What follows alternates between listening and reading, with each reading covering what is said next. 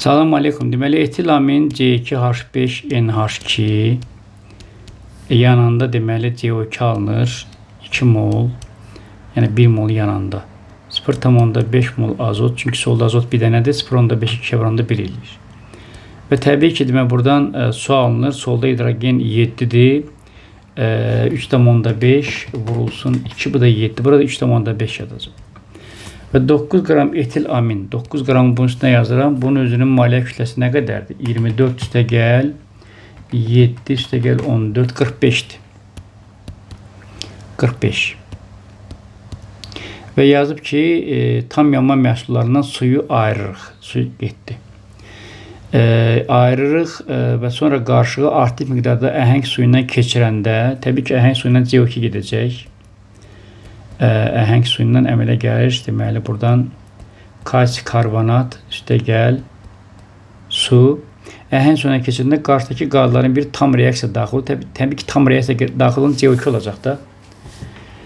Tam daxil olur. Əhəng suyu olan qabın kütləsi neçə qram artır? Təbii ki, 9 qram deməli, həmin bu etilamin yanında nə qədər CO2 alınır? 88. 9'u vururam 88'e, bölürəm 45'e. 17,6 qram CO2 alınıb ki, bu 17,6 qramdır bu əhəng suyunu bulandıran. Elə ki, avtobus boş gəlir, CO2 də astanovkada gözləyir, dayanacaqda. Və gəlib dayanacaqda dayanır avtobus. CO2 avtobusa daxil olan kimi avtobus 17,6 qram artdı. Yəni artım oldu. Bu bayaq niyə artmırdı? Deməli, həmin artımı yaradan CO2'dir 17,6 qram. Aydındır. Deməli, buradan əhəng suyunun kütləsi, əhəng su olan qabın kütləsi 17,6 qram artdı. Cavabın biri budur. Və sonra deyir ki, neçə litr qazın əhəng suyu reaksiyaya daxil olmadığını hesablayın. Təbii ki, əhəng suyuna reaksiyaya daxil olmayan azotdur. Elə bu reaksiyadan biz elə birincidən bunun həcmini tapa bilərik.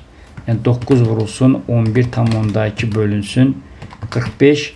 Bu da 2,24 litr eləyəcək.